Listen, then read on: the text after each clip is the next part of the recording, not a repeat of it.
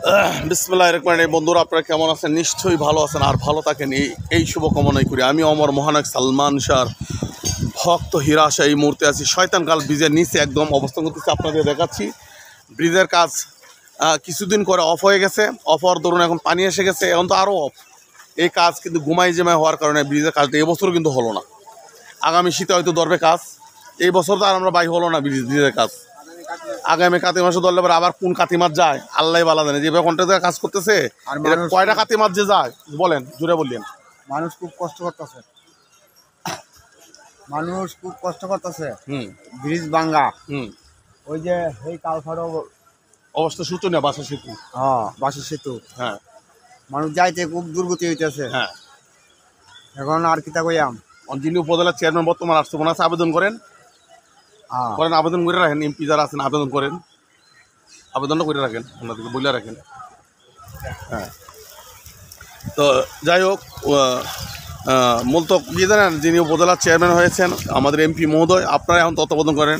আমি গত অনেক এই ব্রিজ নিয়ে অনেক ভিডিও চিত্র ধারণ করেছি।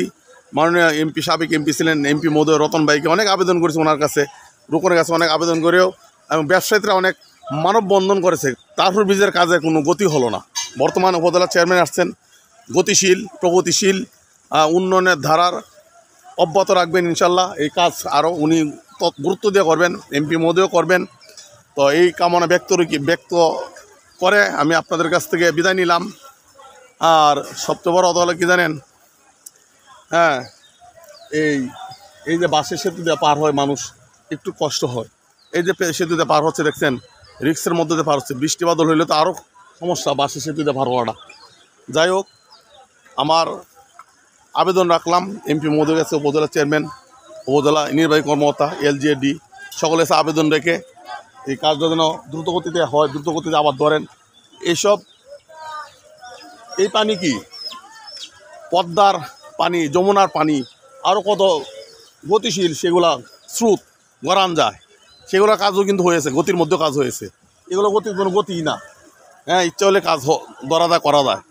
কিন্তু মাননীয় কন্ট্রাক্টর সাহেব কেন যে কাজ বন্ধ রেখেছেন উনি ভালো জানেন। আসলে ওনার সাথে দেখা হয় না, ওনার দেখা হইলে কথা হইতো, ওনার জানতে পারতাম কাজ কেন বন্ধ রেখেছেন, কী কারণ, কী সমস্যায় কাজ বন্ধ রেখেছেন। হ্যাঁ, এই অবস্থা আমাদের। বন্ধুরা সকলে ভালো থাকুন, সুস্থ থাকুন, সুন্দর থাকুন আর নিরাপদে থাকুন। ভিডিওটি দেখার পর লাইক করে, কমেন্ট করে, শেয়ার করবেন। এই কামনা ব্যক্ত রেখে আমি আপনাদের বিদায় নিলাম। আবার নতুন করে কোনো নতুন ভিডিও, নতুন কন্টেন্ট নিয়ে আপনাদের সামনে এসে হাজির হব। সেই পর্যন্ত ভালো থাকুন, সুস্থ থাকুন, সুন্দর থাকুন আর নিরাপদে থাকুন। আসসালামু আলাইকুম রহমতুল্লাহ।